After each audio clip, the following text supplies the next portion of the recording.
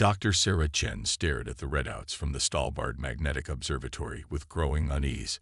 After 15 years of studying Earth's magnetosphere, she knew something was fundamentally wrong with the data before her. The magnetic storms she'd been tracking for the past 3 months weren't behaving like any natural phenomenon she'd ever encountered. "James, take a look at this," she called to her research partner. Dr. James Okonjo looked up from his own terminal, his dark eyes reflecting the blue glow of multiple monitors. "These patterns in the magnetic field disturbances, they're repeating with mathematical precision." James rolled his chair closer, his forehead creasing as he studied the waveforms. "That's impossible. Magnetic storms don't create perfect sine waves." He reached past her to pull up historical data. "Have you compared this to the last 6 major geomagnetic events?" "Already did." Sarah pulled up a series of overlaid graphs. "Look at the harmonics. They're identical, down to the millisecond. Nature doesn't work that way." The implications hung heavy in the air between them. Their research station, nestled in the Arctic Circle, had been established to study the interaction between solar winds and Earth's magnetic field. But what they were seeing suggested something far more profound and potentially terrifying. Sarah spent the next 48 hours analyzing every scrap of data they'd collected. She found more patterns, subtle mathematical sequences hidden within the chaos of the storms. By the 3rd day, she couldn't deny the conclusion any longer. "Someone's using our magnetosphere as camouflage," she announced during their emergency team meeting. The other researchers stared at her with varying degrees of skepticism. "These aren't random fluctuations. They're artificial disturbances created to mask something massive moving through our upper atmosphere." "You're suggesting alien spacecraft?" Dr. Yuki Tanaka asked, her voice carefully neutral. "I'm suggesting that something non-human is manipulating Earth's magnetic field with incredible precision," Sarah replied. "Whether you want to call them aliens or something else, they're here, and they're hiding in plain sight." The team spent the next week verifying her findings. They cross-referenced their data with other magnetic observatories around the globe, finding the same patterns everywhere they looked. Whatever was causing these disturbances was operating on a planetary scale. The revelation came during a routine satellite pass. James was tracking a particularly strong magnetic anomaly when the observatory's instruments suddenly detected a massive energy spike. For just a fraction of a second, their sensors captured something impossible, a perfectly geometric structure dozens of kilometers across, hovering at the edge of space. "It's some kind of field generator," Sarah breathed, studying the fragmentary readings. "They're using our own magnetic field to bend light around their ships. That's why we've never seen them. They're literally wearing our planet's natural defenses like a cloak." The discovery sparked a classified international response. Within days, the quiet research station was crowded with military officials and government scientists. Sarah found herself explaining her findings to a room full of generals and politicians via secure video link. "The entities appear to be studying us," she explained, pointing to long-term data trends. "They're not just hiding. They're conducting systematic observations of our civilization. The question is, why reveal themselves now?" The answer came sooner than anyone expected. During a particularly intense magnetic storm, their instruments detected a new pattern in the disturbances, a clear, repeating sequence that couldn't be anything but deliberate communication. When they finally decoded the message, Sarah felt her blood run cold. It wasn't a greeting or a warning. It was a signal to begin deployment. Whatever force had been watching humanity was preparing to move from observation to action. But they had made one crucial mistake. In using Earth's magnetic field as their hiding place, they had revealed something fundamental about their technology. It relied on manipulating natural forces that humans had spent centuries studying and understanding. As Sarah watched military officials rush to mobilize a response, she realized humanity's greatest advantage might lie not in matching the aliens' advanced technology, but in our deep understanding of the natural phenomena they had co-opted. The entities had hidden themselves in Earth's magnetic field, but in doing so, They had chosen a battlefield where humanity's scientific knowledge might prove to be an unexpected equalizer. "They think they understand our planet's magnetic field," she told James as they prepared to evacuate the observatory. "But they've only scratched the surface. We've been studying these forces since Faraday. Sometimes the best weapon isn't the most advanced. It's the one you understand most deeply." The storm was coming, both literally and figuratively. But for the first time since making her discovery, Sarah felt a glimmer of hope. The aliens had chosen to hide in Earth's natural defenses, but they were about to learn that nature's true children might not be the ones with the most advanced technology, but those who had spent generations learning to understand and respect her power. Admiral Helena Reyes stood before the hastily assembled International Council, her weathered hands steady as she manipulated the holographic display. Above the conference table, a representation of Earth's magnetosphere shimmered, ribbons of energy dancing around the planet's digital twin. "Operation Stormborn isn't just another defense project," she declared, her voice cutting through the murmurs of assembled world leaders. "Dr. Chen's discovery gave us something invaluable: understanding of our adversaries' technological foundation. They don't just hide in our magnetic fields. They depend on them." The hologram shifted, showing the fragmentary sensor readings of the alien vessels. Their entire technological base relies on manipulating electromagnetic fields. It's elegant, advanced, and it's their weakness. Because they're not just using these fields for concealment. They're using them for everything: propulsion, defense, communications. Dr. Chen stepped forward, her weeks without sleep evident in the dark circles under her eyes. "We've been approaching this wrong. We don't need to match their technology. We need to become better at manipulating the very forces they've become dependent on." The project she outlined was audacious. Humanity would build ships designed not to fight against magnetic fields, but to work with them. Vessels that could ride the electromagnetic currents like surfers on waves, amplifying and directing natural forces in ways that had never been attempted. Construction began simultaneously at shipyards across the globe. Traditional naval architects worked alongside theoretical physicists, each bringing their unique understanding to the challenge. The result was unlike anything humanity had built before. The prototype vessel took shape in a heavily guarded facility beneath the Norwegian fjords. They called her the Thunderchild, and she represented humanity's greatest technological leap forward. Her hull was a lattice of metamaterials and quantum-engineered composites designed to interact with magnetic fields at the subatomic level. "The principle is similar to how ancient sailors used the wind," explained Dr. Marcus Wong, the project's lead engineer. "Instead of fighting against natural forces, we're learning to harness them. Every magnetic disturbance, every electromagnetic pulse, they become sources of power rather than obstacles." The first test runs were conducted in secret, far from prying eyes. The Thunderchild slipped into the powerful magnetic anomalies that circled Earth's polar regions. Initial results exceeded even the most optimistic projections. The ship didn't just survive within the magnetic storms, she thrived. Captain Sophia Patel stood at the helm during the critical deep field test, feeling the ship respond to her commands with almost organic fluidity. "She's not just moving through the field," she reported, wonder evident in her voice. "She's becoming part of it. It's like we finally learned to speak the language of the magnetosphere itself." But the true breakthrough came during an unexpected solar storm. As the massive electromagnetic disturbance washed over Earth, the Thunderchild's systems revealed something extraordinary. The alien vessels weren't just hiding in these storms.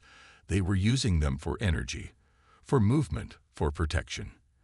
And now, humanity could do the same. The project accelerated. More ships were laid down, each incorporating lessons learned from the prototype. The Thunderchild was joined by her sisters, Stormweaver, Magnetic Dawn, and Aurora's Wrath. Each vessel represented a further refinement of the technology, a deeper understanding of how to work with, rather than against nature's most powerful forces. Yet even as the fleet grew, the alien presence intensified. More magnetic anomalies appeared, larger and more complex than before. They were preparing for something, and time was running out.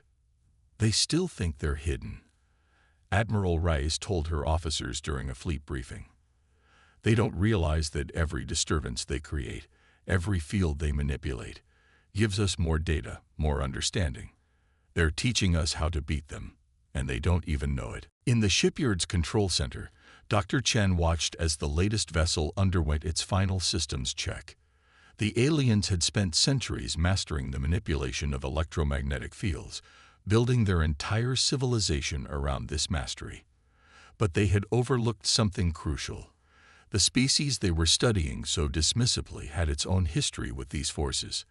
From Faraday's first experiments to Tesla's dreams of wireless power, from Maxwell's equations to the quantum revolution, humanity had been slowly, methodically, building an understanding of electromagnetic phenomena. Now, that accumulated knowledge was being transformed into something the aliens never expected. A weapon born from the very forces they thought they alone could control. The storm was gathering. But this time, humanity wouldn't be helpless observers. They would ride the lightning, dance with the magnetic fields, and show their unwelcome visitors that they had chosen the wrong planet to underestimate. Project Stormborn wasn't just about building ships. It was about proving that sometimes the best way to fight isn't with brute force, but with a deeper understanding of the very forces your enemy takes for granted. The first sign that the aliens had noticed something amiss came during a routine magnetic storm over the South Pacific. The Thunderchild, running silent within the electromagnetic turbulence, detected an unusual pattern in the distortions around her. The alien vessels were becoming erratic, their previously precise manipulations of the magnetic fields showing signs of uncertainty. They sense something's different, Captain Puddle reported from the bridge. The natural patterns they're used to exploiting are responding to our presence. We're changing the game board without them realizing it. Above the clouds, massive alien structures shifted uneasily within their electromagnetic cloaks. For centuries, they had operated with impunity, secure in their technological superiority. But now, something was disrupting their carefully maintained equilibrium.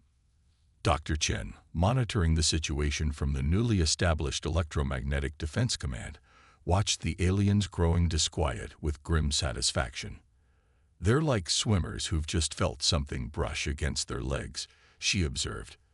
"They know something's there, but they can't quite figure out what."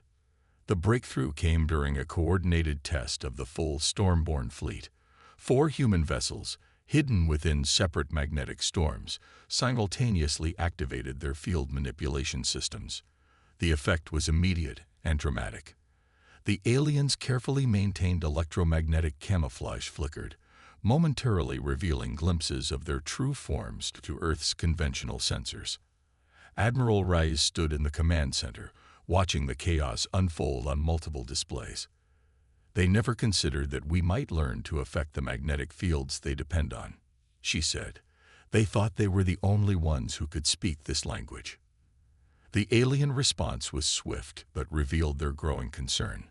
Their vessels began clustering together, creating overlapping fields of electromagnetic protection.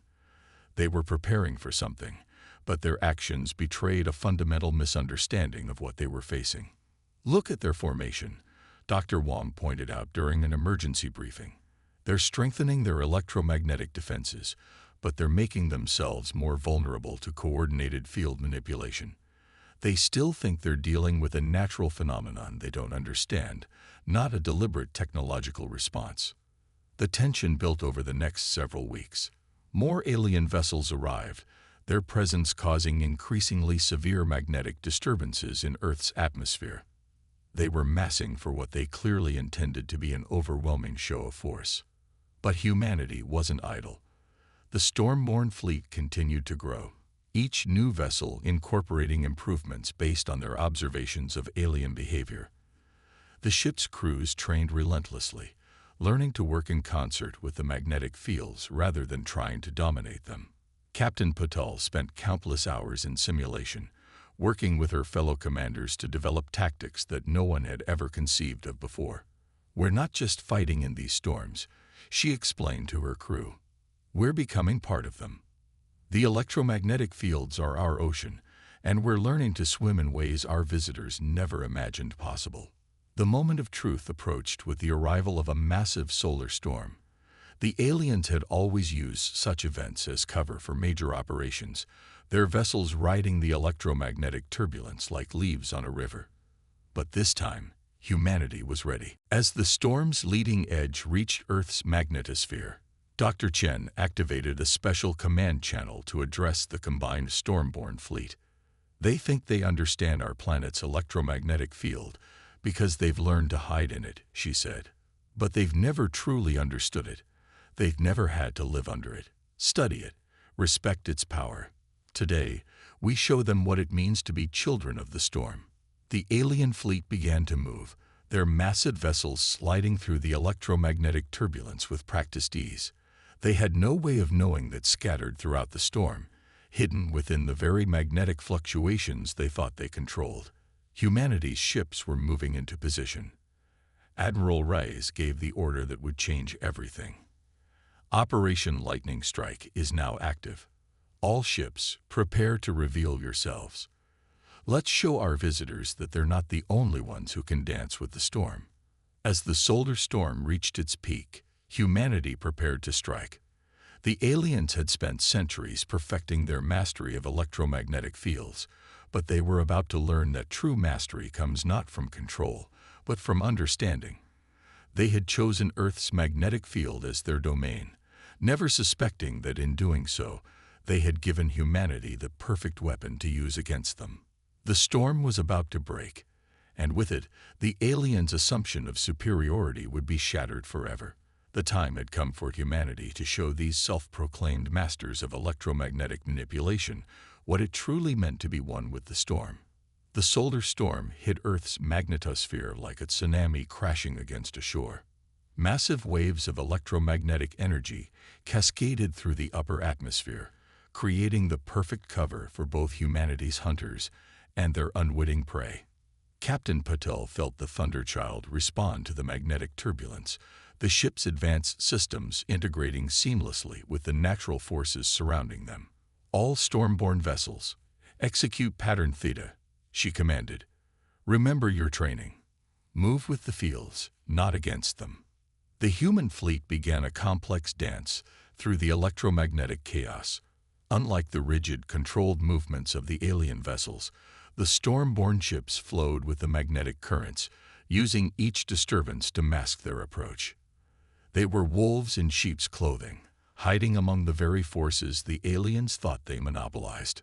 High above the Pacific, the alien armada moved into attack formation. Their massive ships, each one a city-sized marvel of electromagnetic engineering, began powering up their primary systems. The energy buildup created ripples in the magnetic field that, to their sensors, completely masked the approaching human vessels. "They're activating their weapons," Dr. Chen reported from command.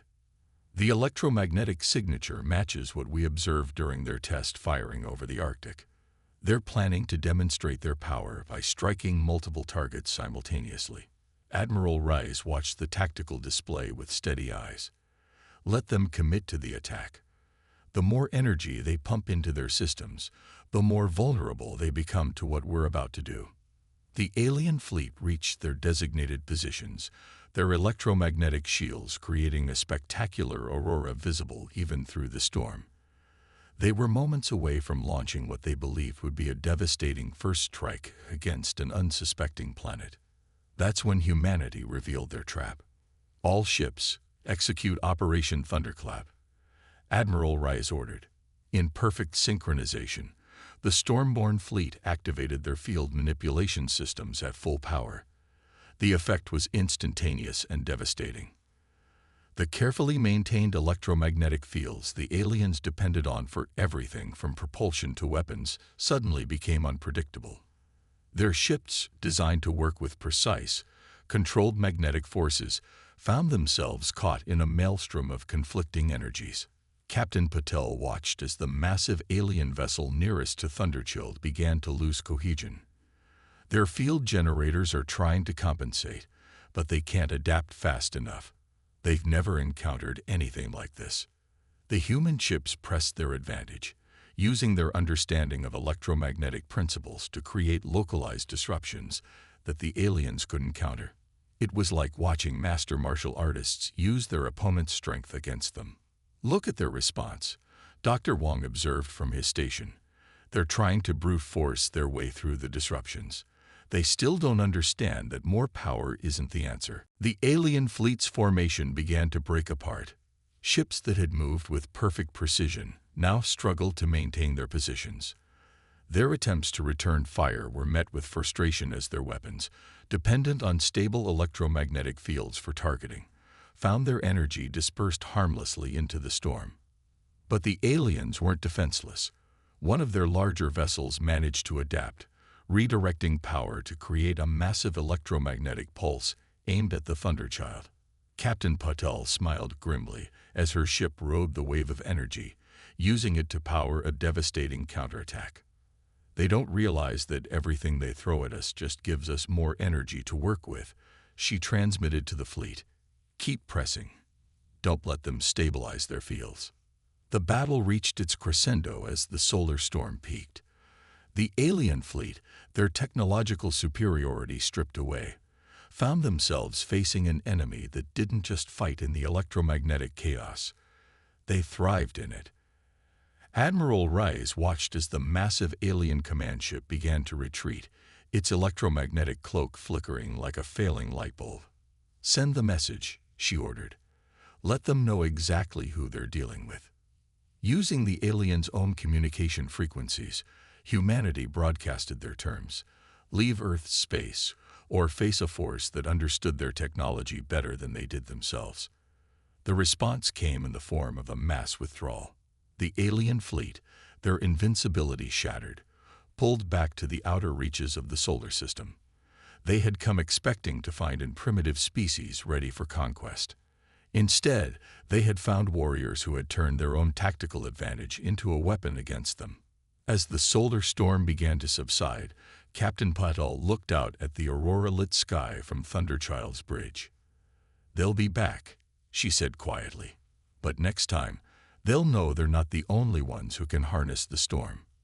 The battle was over, but the war had just begun. Humanity had proven they could stand against the alien threat, not by matching their advanced technology, but by understanding more deeply the natural forces they had taken for granted. 3 months after humanity's first victory, Dr. Sarah Chen stood in the newly constructed Global Electromagnetic Defense Center, watching patterns dance across the holographic display. The alien fleet hadn't fled far. They were regrouping at the edges of the solar system, their presence still visible in the subtle distortions of the heliosphere. They're studying us now, she told Admiral Reyes, who stood beside her. Really studying us, not just observing. They want to understand how we did it. Let them study, the Admiral replied. Every day they spend watching is another day we grow stronger. The storm-born fleet had tripled in size since the initial confrontation. More importantly, humanity's understanding of electromagnetic manipulation had grown exponentially. What had begun as a desperate defense project had evolved into a revolution in human technology. Captain Patel, now fleet commander, led the development of new tactics. The Thunderchild and her sister ships no longer just rode the magnetic storms. They could create them, shape them, use them in ways that even the aliens hadn't imagined. We were so focused on catching up to their level of technology, Dr. Wong explained during a briefing, that we never realized we might surpass them in understanding. They use electromagnetic fields as tools. We've learned to work with them as partners. The aliens' return began with a subtle shift in the solar wind. Their fleet, larger than before, emerged from the outer system riding a cascade of magnetic disturbances. But this time, they didn't hide. Their ships blazed across space, electromagnetic fields proudly displayed like battle standards. They're challenging us, Admiral Reyes observed. They want to prove their mastery is still superior. Humanity's response was not what they expected. Instead of meeting force with force, the storm-born fleet took up positions along Earth's magnetic field lines. As the alien armada approached, they began a complex series of field manipulations that ripple through space. "We're not trying to fight them," Dr. Chen explained to the assembled command staff. "We're inviting them to dance." The aliens hesitated, their massive ships hovering at the edge of Earth's magnetosphere. The energy patterns humanity was creating weren't weapons or defenses. They were communication, more complex and nuanced than anything the aliens had encountered before. Through the language of electromagnetic fields, humanity shared their story. They showed how they had grown up under the protection of Earth's magnetic field, how they had studied and learned from it, how they had come to understand it not as a tool to be used, but as a force to be respected and worked with. Captain Patel, aboard the Thunderchild, watched as the alien flagship's energy patterns shifted, changed, began to mirror their own. "They're beginning to understand," she transmitted to command. "This isn't about dominance. It's about harmony." The revelation transformed the confrontation. Where there had been preparation for battle, there was now an exchange of knowledge. The aliens, masters of electromagnetic technology, found themselves learning from the species they had once dismissed as primitive. "Your approach is unexpected," the alien commander transmitted, their message carried on precisely modulated magnetic waves. "We believed mastery came from control." "Mastery comes from understanding," Dr. Chen replied. "You learn to bend magnetic fields to your will. We learn to work with them, to become part of them. There's a difference." The next few weeks saw the beginning of a new chapter in human history. The aliens, their assumptions about superiority shattered, approached Earth not as conquerors, but as students eager to learn a new way of thinking about the forces they had taken for granted. The Stormborn fleet became a bridge between two civilizations, each bringing their own understanding of electromagnetic phenomena. Together, they began exploring possibilities that neither had imagined alone. "We thought we were building weapons," Admiral Rice remarked, watching human and alien ships moving together through a magnetic storm, their fields interweaving in complex patterns. "Instead, we built a new way of seeing the universe." Dr. Chen smiled, remembering those first frightening discoveries in her observatory. "They came looking for a primitive species to dominate," she said.